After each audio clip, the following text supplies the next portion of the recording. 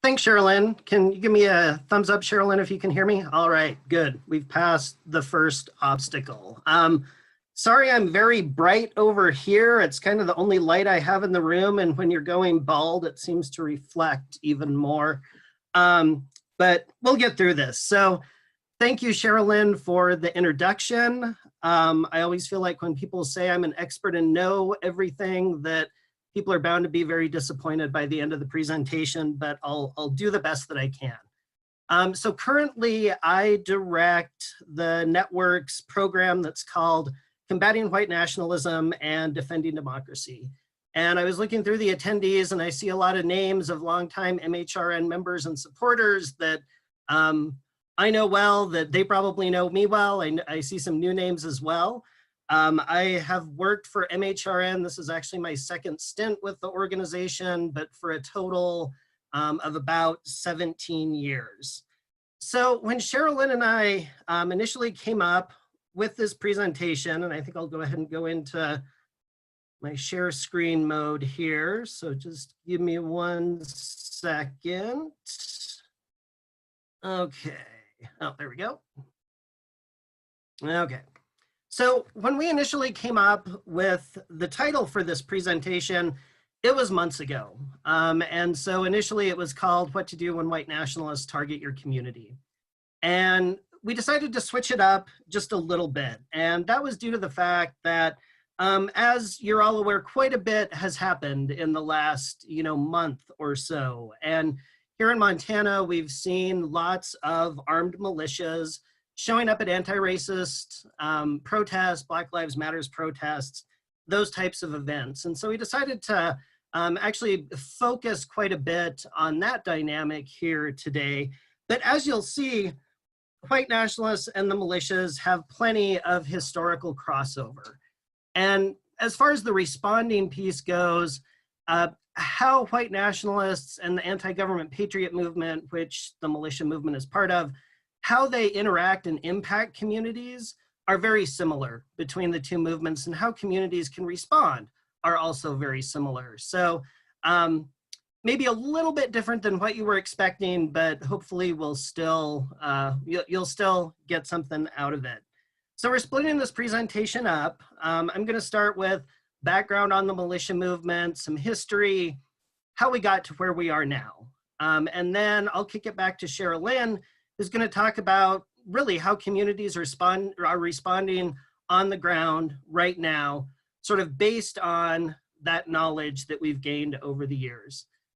We would encourage people that at any point during this, if you have a question, to go ahead and type it into the Q&A function that if you hover down at the bottom of your screen will pop up. We actually won't really be using the chat a lot, so if you have a question, please put it in there. And then at the end, when I'm done and when Sherilyn's done, we will go back and answer your questions. All right, so what are we covering today?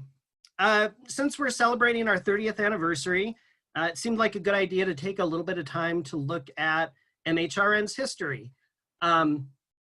Surprise fact, I always include that, but for some reason it seems better because tonight we're having our 30th virtual anniversary party, or our 30th party virtually, however those words go together. So we'll look at militias, we'll look at the anti-government movement, which, as I said, the militia movement is really part of that broader anti-government patriot movement.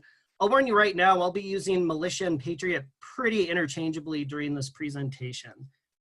So we'll look at that movement. We'll look at the movement as it started back in the 1990s and kind of track its progression up through the 2000s. And then we'll also look at how the public health measures that were taken around trying to stop the spread of COVID-19, which manifested themselves often as things called lockdown rallies, started this current mobilization of militia groups, and how that has ramped up in the last few weeks during the Black Lives Matters protests. We'll then turn it over to Sherilyn again, and she'll talk a little bit about the idea of understanding the militia playbook. So what game are they trying to play with us? What are they trying to get us to engage on? And really what the issues are and what we need to be thinking about. And then also she'll kind of cover how communities can resist militias and patriot groups. Now, one of the things I don't like about this format is I'm somebody that when I do these presentations in person, I tend to walk around a lot. So I apologize if you're getting a lot of this while I'm talking. Hopefully nobody gets seasick, but I know that's something that I do. And I want to warn you, so it's probably best to focus just on the slides. So first, a little bit about the Montana Human Rights Network. So we're a nonprofit group based out of Helena. We started back in 1990, hence the 30th anniversary party tonight.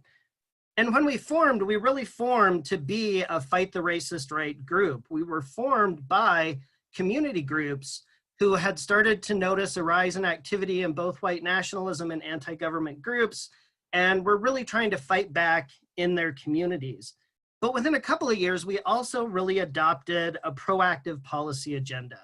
And that has included everything from fighting for LGBTQ equality. I always like to say that we've been doing that before it was sexy. So we were fighting for LGBTQ equality back starting around in 1992 in Montana. But so that issue, immigrant rights, access to quality healthcare, reproductive freedom issues, the list goes on and on. Now, this interesting thing happened as we adopted this proactive work, and that was when you're out there fighting Nazis, everybody loves you. But in 1992, when we started working on LGBTQ rights and some of these other issues, people started to view us as controversial. As I mentioned, these local community groups came together to form us back in 1990. That affiliate model, those local groups are still a big piece of what we do. We currently have 8 formal affiliates. Many of those are based in specific communities, but then some of them are more statewide and based around certain policies. One of those groups is Love Lives Here. As Sherilyn mentioned, that's who she works with the most, and you'll hear a little bit more about later. And again, the way we think about the work that we do really has 3 big parts. So we do a lot of work in the public policy arena. We do a lot of work that's based around community organizing. And then we do a lot of what we call opposition research. And I think that, you know, one of the things that has made us unique, and I think is really one of the reasons that we have been around for 30 years, is that while we can separate those out into 3 bullet points, all of them work together. So our opposition research doesn't just sit around and we don't just public research reports. It impacts how we approach public policy work. It impacts how we do community organizing. What's happening in the public policy arena, what's happening on the ground in communities also informs the type of research that we're prioritizing at any given time. As you can probably tell, since the network's been around for 30 years, I've been here for 17. It's an organization that I think does important work and that I like a lot. So, okay, I'm going to be providing a lot of names and details, and I don't want you to be worried that there's going to be a test at the end of this. The reason that we like to provide this type of background is so that you get an understanding of these movements and you have some context when you look out into your community and you see these things happening, you have some context to understand it. And so to that end, before I get in to what everyone at MHRN on the staff calls Travis nerding out on research, I wanted to give you a couple of frames that we use. So frames are just kind of simpler ways to think about very complex issues. And there's a lot of frames that we use, but I think that there's 2 that are really good in this context. So the first one is what we call margins to the mainstream. This is basically the idea of how does an idea that starts out at a militia meeting end up making its way to being proposed as possible public policy at the Montana legislature. Because of the scope of work that we do, which is basically from the state level down and the community level up, this is an issue that we have researched and talked about for decades. The second frame is this funnel cloud metaphor. And this one really gets at that idea of within movements and within groups, there are different levels of engagement.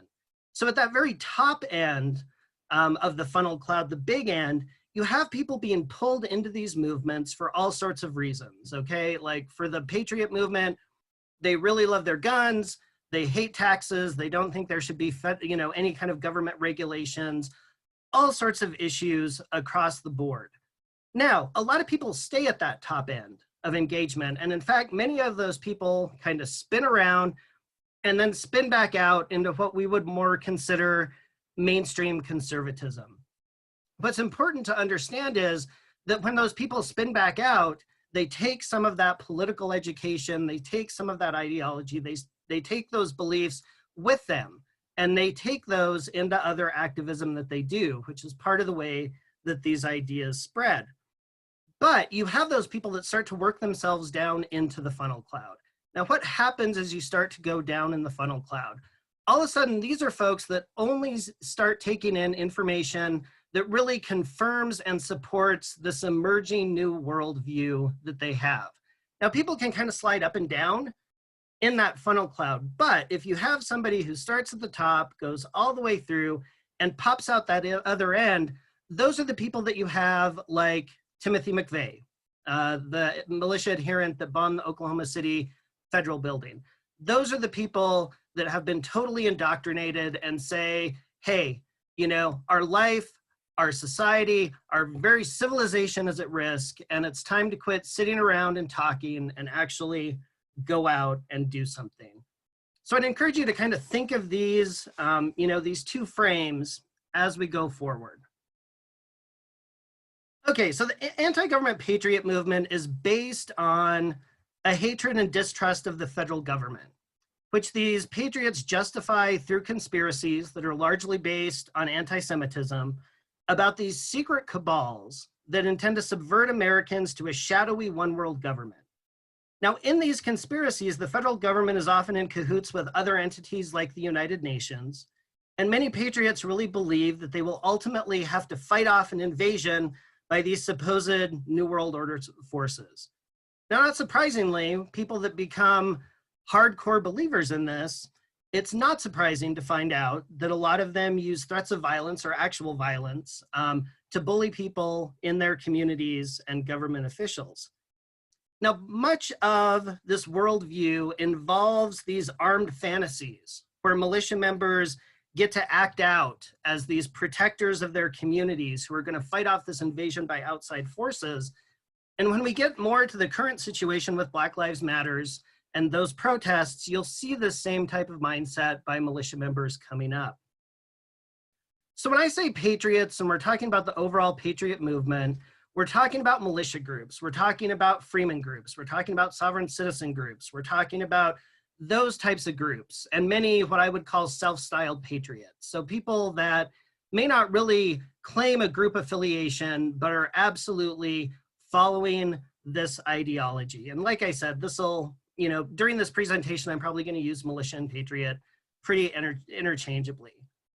So who are patriot groups? It includes historical examples like the Militia Montana and the Montana Freemen, up through current groups like the Oath Keepers, 3% Militias, and the Bundy family. Now, the Bundy family are what I'd like to call the Pied Piping family of armed standoffs with the federal government. They're the ones that led the armed standoffs both in Nevada and Oregon.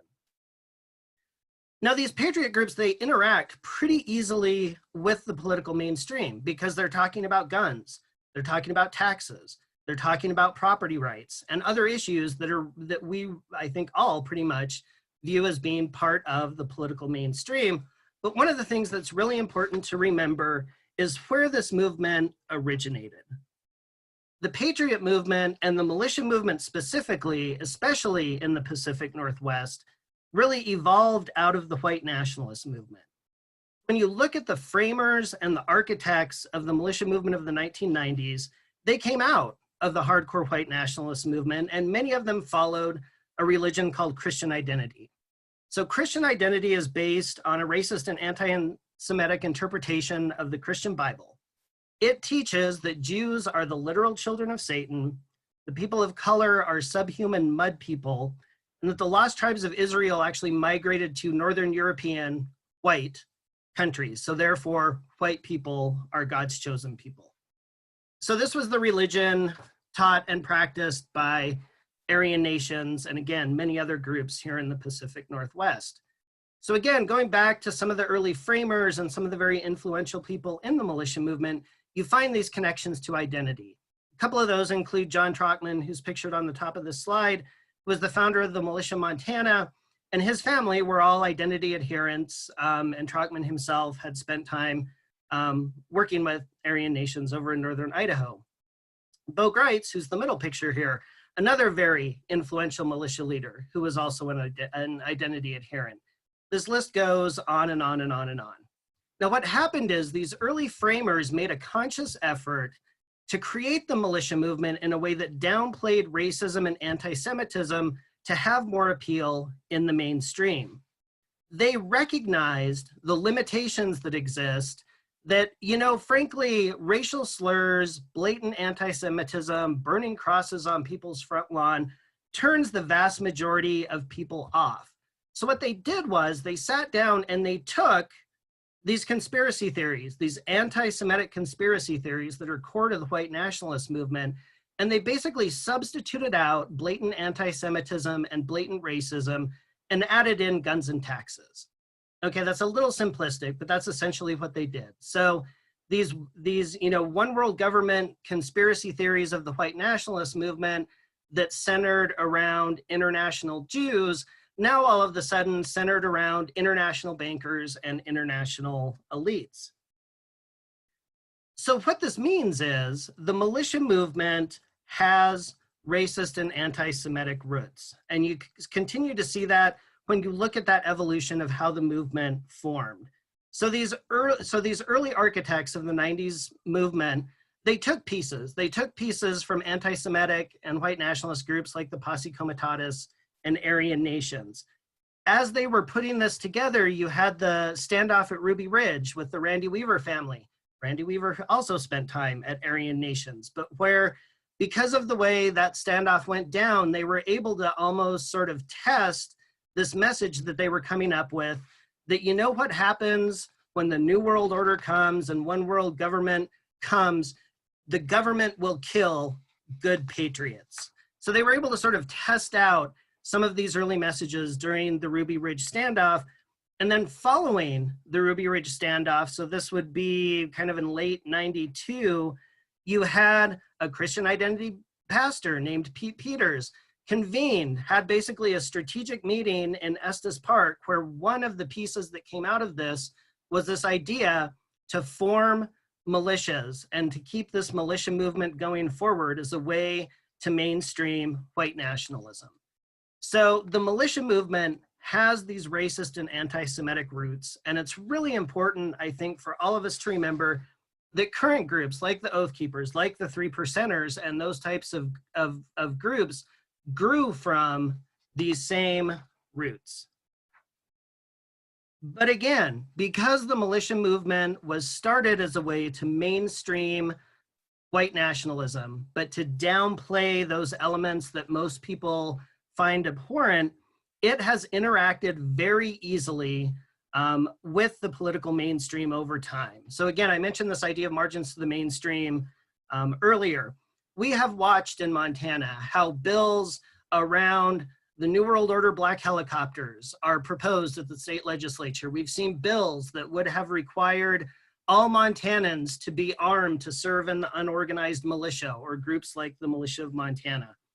Over and over and over again, we've seen that. So the militia movement's connection to the political mainstream is very real. All right, let's do a very quick recap of sort of the 1990s up till now. So in the early 1990s, the militia movement, militia groups are going gangbusters. All across Montana in big communities and small communities, you had these organizing meetings taking place where you had hundreds and hundreds of people turning up to listen to people like John Trockman and then signing up to join militia groups. The first real big hit to that movement of the 90s came in 1995 when, as I mentioned earlier, Timothy McVeigh bombs the Oklahoma City building. And all of a sudden that happens, some of those more mainstream people that had been recruited in, again, think of that funnel cloud metaphor, people who had not gone down in the funnel cloud very far went and said, holy cow, I didn't know this was what I was signing up for, and kind of spun back out into the political mainstream. again, remembering that it wasn't like they just woke up and said, I'm done with all of that. They decided they didn't want to be affiliated with it, but some of those ideas they carried with them when they went back to more mainstream pursuits. Kind of the next big hit was Y2K. Some of you may remember, like, civilization was going to end. And a lot of the Patriot crowd bought hundreds and hundreds and hundreds of, 1-ton jars of dehydrated peanut butter and other goods. Well, when the civilization didn't end after Y2K, there were a lot of people that said, I'm out. So they left again, or, they lost more people. So by the time you get into the early 2000s, what you have is a movement that has lost some of those less hardcore members. At that point, you started to see nationally a lot of organizations start to say the militia movement is dead. Now, we out west and here in Montana, we said, wait a minute. It's dead if you're looking for it in the same places and in the same form as before.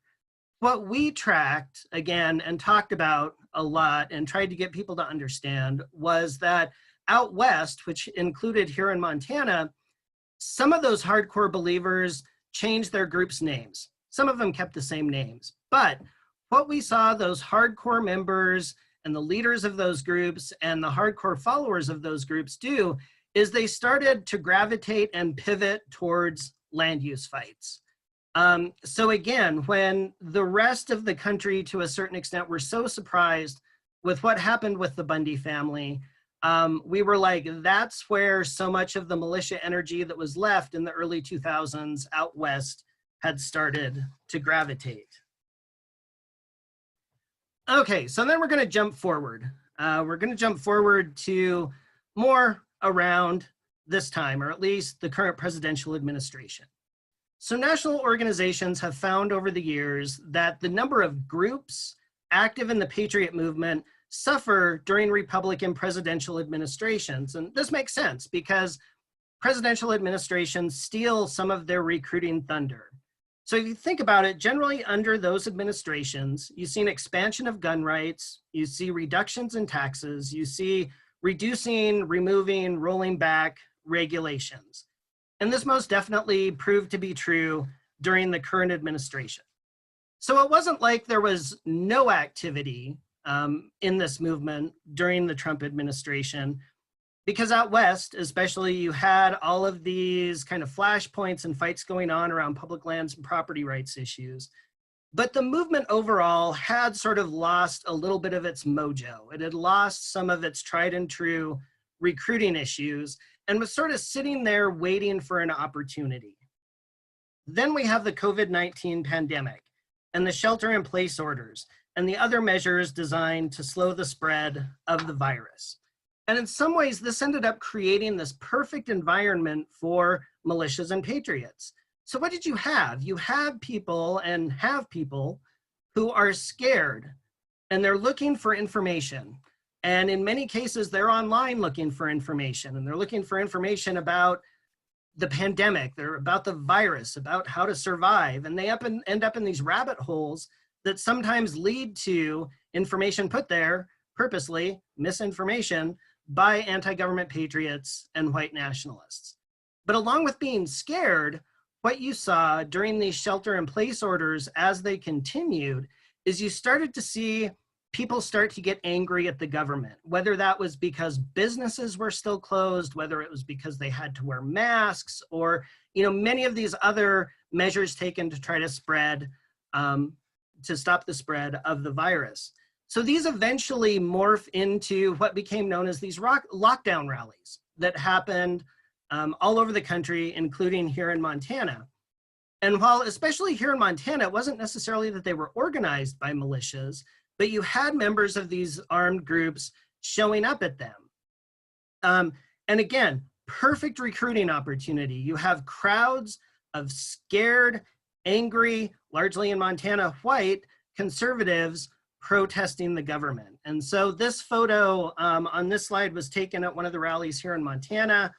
It shows Al Olszewski, who at the time was running for governor in the GOP primary, posing with members of the Yellowstone Militia of Billings at one of the rallies in Helena.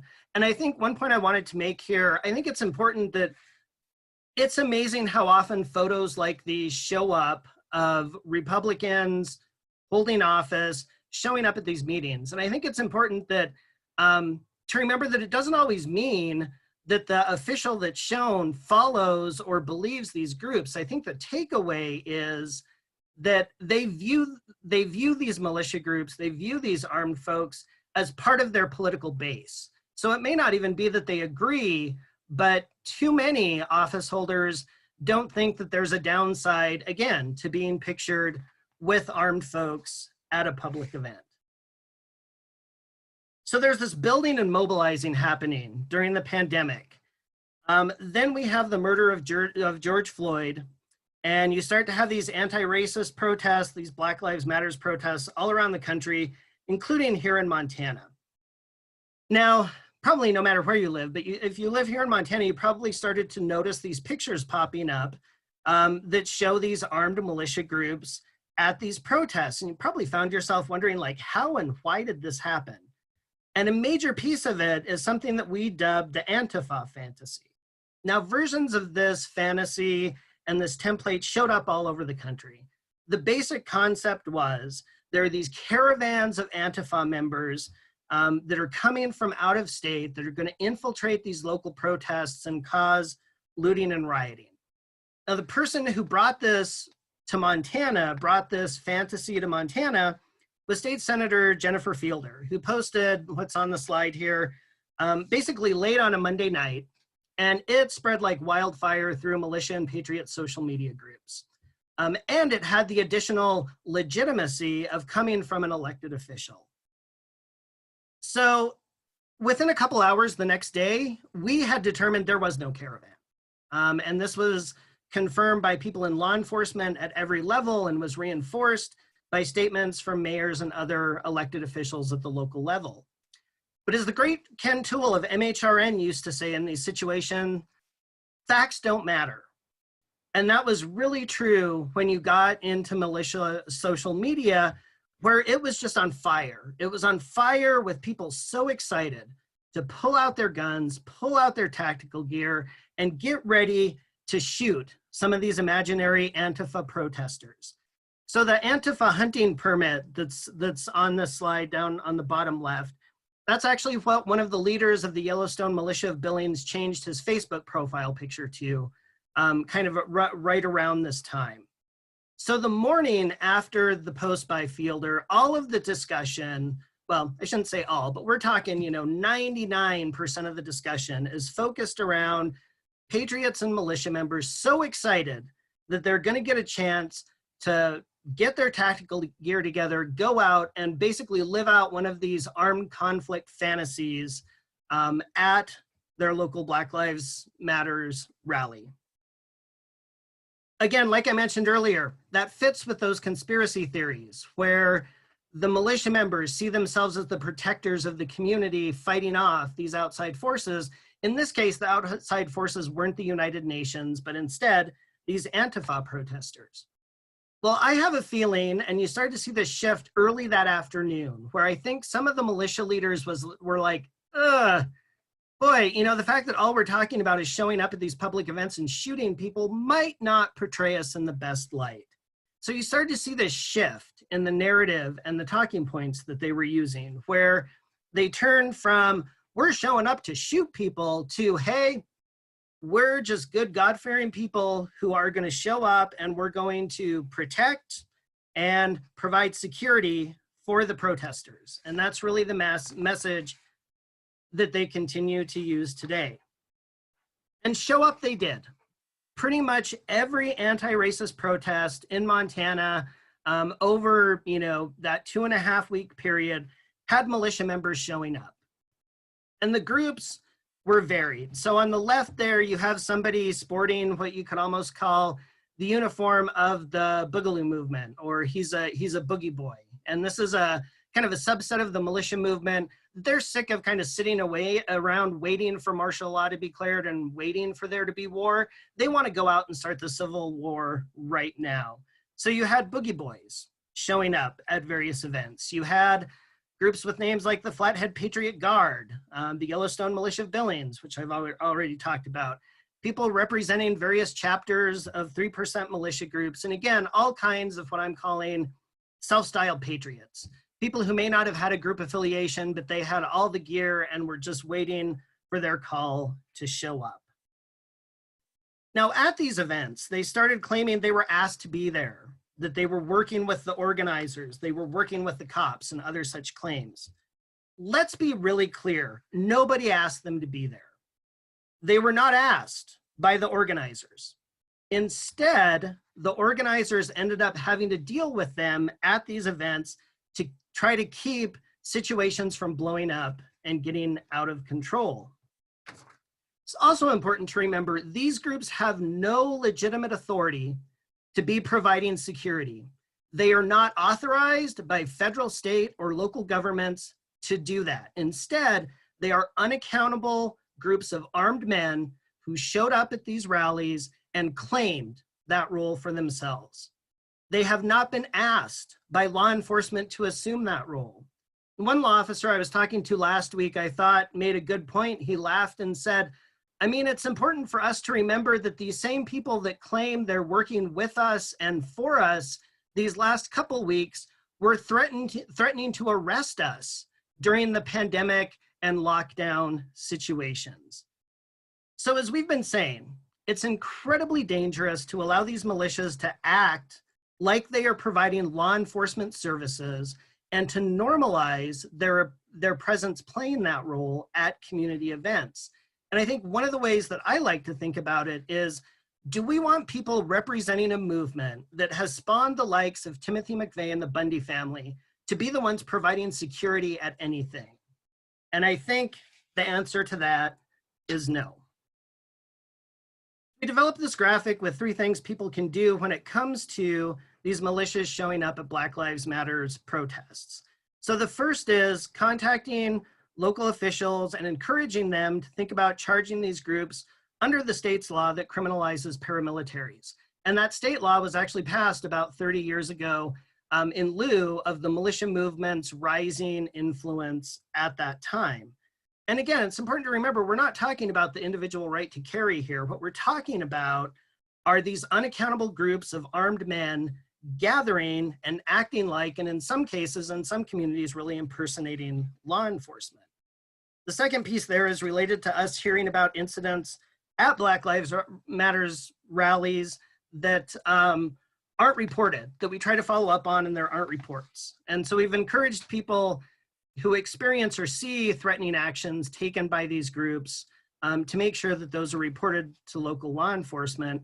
And then the third is about calling on local public officials to publicly denounce the presence of these groups at community events and clearly say that they don't have the authority to operate like law enforcement.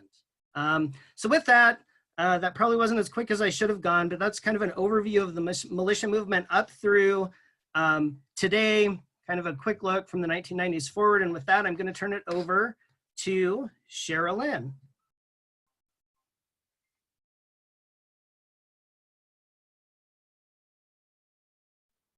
All right, so many little steps you have to do here. Thank you so much, Travis. So now that Travis has frightened us all about what's going on and in militia groups and so on, my part of the presentation is going to be about what's happening in what you can do in your communities in order to push back against the narratives and the misinformation and so on that's happening. I am going to see if I can share my screen now. And nope, I think Travis, you're going to have to put up the presentation and forward it.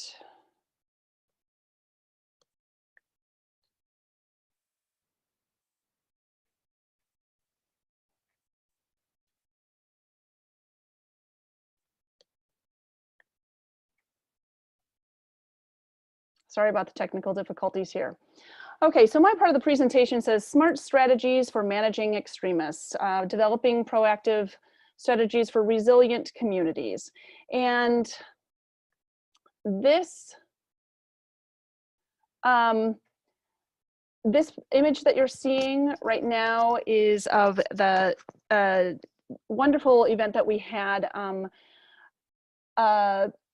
Ammon Bundy and Matt Shea and some other extremists, anti-government people, anti-Indian extremists, and folks from the militia groups were had a conference up in Whitefish in the fall of 2018, and Love Lives Here and MHRN and some other organizations organized a peaceful event to bring the community together. And that's what we're going to be talking about here, is ways that you don't have to be afraid, you don't have to be just run around in panic and fear, that we can help communities come together and do positive things that create connections and community. Please go ahead, Travis. So this is what we're seeing right now in Kalispell. This photo was taken from the I Can't Breathe event, which was a Black Lives Matter protest on June 6th in Kalispell. As Travis said, the militia and patriot groups have been around for quite a while. What's frustrating is that we're dealing with the same situation in a different year, but the good news about that is that we understand how to deal with militia groups and their impact in communities. There's no special formula when it comes to dealing with these militia groups. I wish there was a magic wand or something like that that we could just wave and say, okay, this is how you deal with it, and they will magically go away. Unfortunately, that's not the case. But by understanding how they operate, we can help communities avoid some of the traps and the pitfalls that they have set up, in order to make sure that the attention is set on them and not on anyone else. So here's kind of the lay of the land here. Here's how it goes, is these militia group and patriot groups and white nationalists are looking for controversies, even small ones within the community, in order to create divisions. And in that controversy, they spread misinformation. That misinformation then creates division in communities. So it's the people who believe the truth and who are on the right side of the opinion, and then the other people.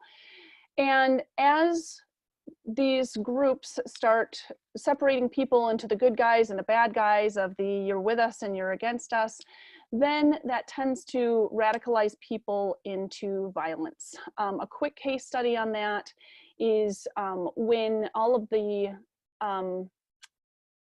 fear and the information started coming out about COVID-19 pandemic and how bad it was going to be, we kind of warned people. We said, hey, this is hard. This situation is coming. People are going to be fearful.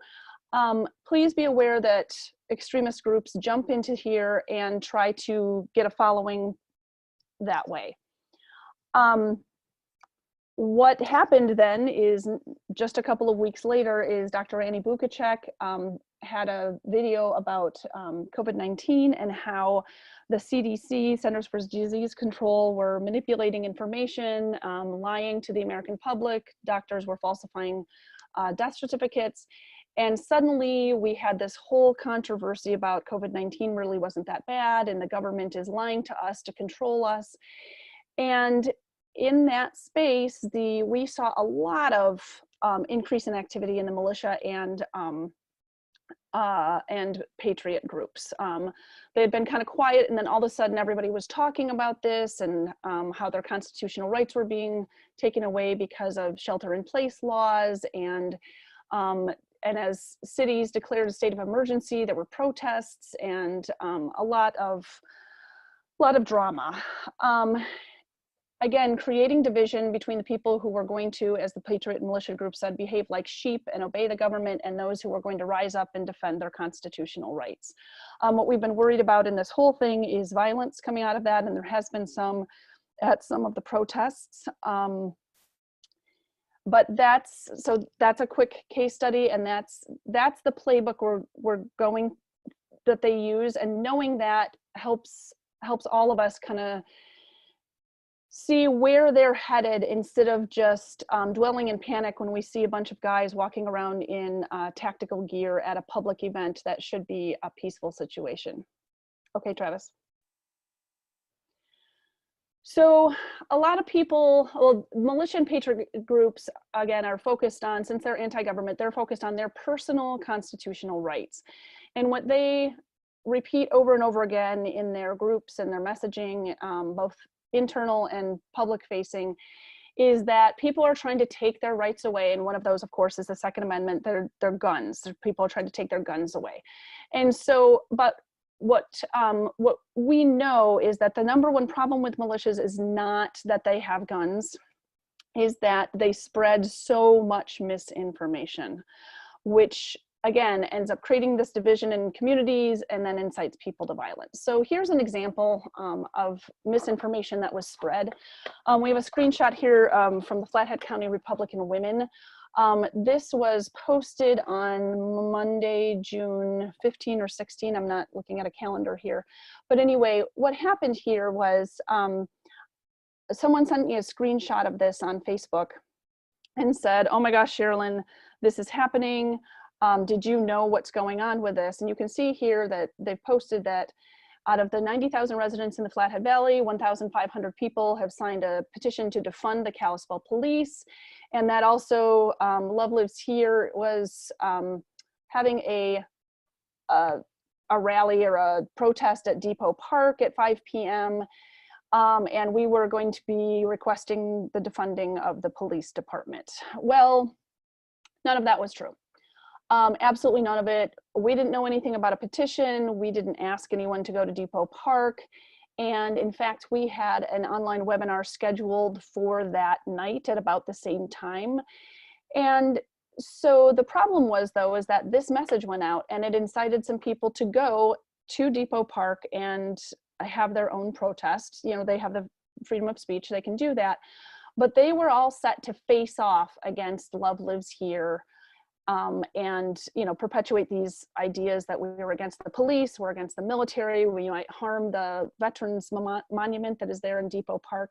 And it was all completely nonsense, but it's creating division and animosity in our community. Let's go ahead, Travis. So again, this misinformation and animosity leads to even more division. So these were some comments that came to me in a community Facebook group where they were discussing Love Lives Here. Again, someone sent me a screenshot and I dropped in. I explained to them, here's how Love Lives Here started, because of movies denying the Holocaust that were being shown in the local library. And this fine gentleman starts with insults. And then if you look down on the first one, it says, Montana is not, well, sorry, is not the state for you and your group. This isn't California, Oregon, or Washington. And so this is the division we're talking about, a disagreement over misinformation about what people are doing or believing suddenly turns into, we belong here and you don't. You know, racism is based on that same principle, but you can be identified by skin color or ethnic background or religion. But in this case now, what we're seeing with the militia and patriot groups is they're obsessed with who belongs to the community, who lives in state, and who doesn't. You can see here on the next one that he says, most of us do agree, and we agree that your poison will not be tolerated here. And so again, getting into these real divisions of you really don't belong. And that's very toxic because then if certain people think that they've deputized themselves to decide who belongs in a community and who doesn't, well, then what's the next logical step? Please go ahead, Travis. The next step is radicalization, and which leads to violence. So last week we got this lovely email to Love Lives Here, which says, of course, it's a totally bogus email address, but it says, your movement is a joke. You do not want a discussion. You want to push your agenda and remove anyone whose opinion differs. You are a joke to the American way of life. People show up armed to your protest because they don't trust your ability to maintain a peaceful nature. Like it or not, we are here to stay, and we outnumber you greatly. Keep pushing and you will find out the hard way eventually. So this email ended up going to the police and the FBI, but you can see the whole progression here is we're right, you're wrong. They're even questioning whether or not we believe in America, we're not peaceful, we outnumber you, so you should just go away, and we will make that happen if you don't shut up. And so when you understand this progression, like we see this, we know where this is going. And I've had multiple conversations in the community after the rally that we had at on June 6th, the Black Lives Matter rally. And we've seen this progression a bunch of times. We know where this is going. And so what Love Lives Here is trying to do is steer away from those conflicts as much as possible. So combat the misinformation and refuse to get into the standoffs and the fights that these people want. Please go ahead, Travis. So one of those places that we are avoiding is a fight over the Second Amendment. As you saw in those emails and the messaging, they are just convinced that Love Lives Here and Montana Human Rights Network and Black Lives Matter are trying to take people's guns away, trying to take their Second Amendment rights away, and they're going to defund the police. One place that's been an extreme source of tension now in the Flathead Valley, and this picture just encapsulates the whole thing, is this is one of the people who showed up at the rally on June 6th. He's got the American flag, so he's claiming America. He's standing in front of the Veterans Memorial, which all of the patriot and militia groups spread the rumor that Antifa was coming to deface the Veterans Monument, and they had to be there to protect it. And you can see this guy's very prominent gun being displayed to indicate that he is protecting this monument, and also that you're not going to take his gun away. And so because we know that they're having a fight over the Second Amendment, we don't talk about that in our messaging at all for Love Lives Here, because honestly, we know that open carry is the law. So what we talk about instead is we talk about the misinformation and the harm that that misinformation is doing in our community, not open carry, because we know that that's not really going to solve any problems or change.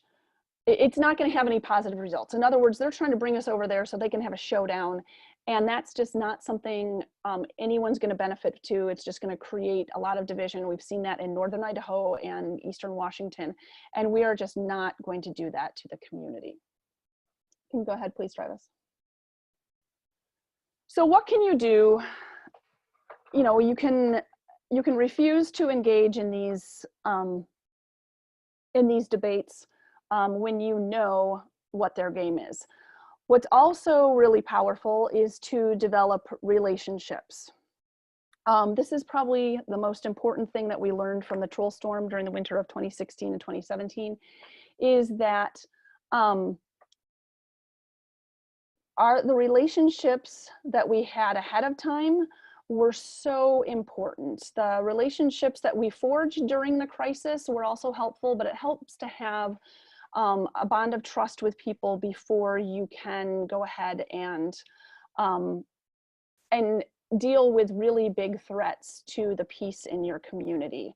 So with Love Lives Here, we had good connections with the Jewish community because that's been that's the community that's been attacked repeatedly in the Flathead Valley. One that we've had to build relationships with is the indigenous communities around the Flathead Valley. This photo is from a panel discussion that we had about missing and murdered indigenous women in 2019, so last year. And you see the woman in the red t-shirt on the right, that's Brianna Lamb. She organized this whole thing. So basically, in order to learn more about missing and murdered indigenous women, we said to Brianna Lamb, how do you think this should be best represented? How do you think this discussion should go? She put together a panel. She invited all these people. Love Lives Here took care of all the costs associated with this. We paid the panelists. And since then, there are several people in this photo. So we've got, if you're going from left to right, there's Marita Growing Thunder. We've got Ivy and Ivan McDonald. We've got Lauren Small Rodriguez. We've got Claire Charlo. Adele Brooke is in the, I don't have her last name, I'm sorry. She's in the way back. We have Tara Walker Lyons, Shelley Fiant, and then Brianna Lamb again. And some of these people we talk to occasionally. Some have become really important connections as we do work in Love Lives Here and strive to really center the needs of marginalized communities much better. Please go ahead. And then the last one, I mean, this is all hard work, building relationships and figuring out strategies. That's hard work because you're watching what these people are saying and you're trying to figure out how to respond effectively instead of reacting. And so throwing parties actually is an awesome way of bringing the community together and really giving people hope and good information and in your community. So the benefit of throwing parties is that you bring people together. When extremists come to town, whether they're white nationalists or militia members or anti-government, whatever, it's easy for people to sit behind their computers and get very frightened of what's happening and try to troubleshoot things, and it's just, it's really hard. And so when you can get people together in person, which has been harder with COVID-19, obviously, people stand around and look around and say, oh my gosh, I didn't realize there were so many of us. And we saw that with the Love Not Hate event that we had up here, and we saw it during this event that we had, the Montanans Undivided event that brought together public lands advocates as well as human rights advocates. And we invited Vernon Finley to come speak. We had Native American speakers, we had business owners, we had elected officials, we had public lands people, and it was just a time of hope and peace in the community. And it gives us a platform rather than speaking against something else. It gives us a chance to speak up for our community's values. What we always do, and this last point here is really important, is because we refuse to get into a standoff situation, we hold our events, like if there's something happening like this, this West is Our West conference that happened in Whitefish, we did not hold our event across the street from theirs. We held it like a mile or so away in another park so that, you know, we want everyone to be safe. And so that's community members, that's police officers. We want everyone to be safe. And so we have it in a separate location so police aren't having to manage a volatile situation. And it's really, that's really been wonderful. It's really been helpful, and it helps us live out our values as a human rights organization. Go ahead, Travis. And so those are the most powerful things that I can give you to kind of recap. You know, if you want to protect your community, understand this sort of cycle that the militia is coming from.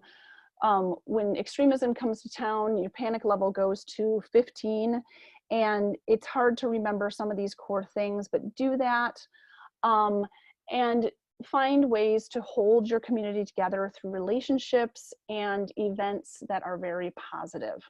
If anything does go down, in your community, you're not alone. Please remember that Montana Human Rights Network has been through this before. We've seen lots of different scenarios. And so we have ways to help you, and we have resources, we have connections, and we have ideas about things that have worked in the past. And so one of the things that you can also fill out to start this whole process, if you're not sure what to do, is contact us through our hate incident report form. And that's at mhrn.org. But also on our website is this rapid response guide that kind of steps you through some things that you can do. Now, you don't always have to do all 5 of these things. Sometimes saving evidence and calling the authorities is enough. Sometimes saving evidence and gathering support. You don't always have to throw a party. We love them, but you know. And we can help provide all that information for you. That's what I have. Travis, you can stop sharing screen so people can see me again.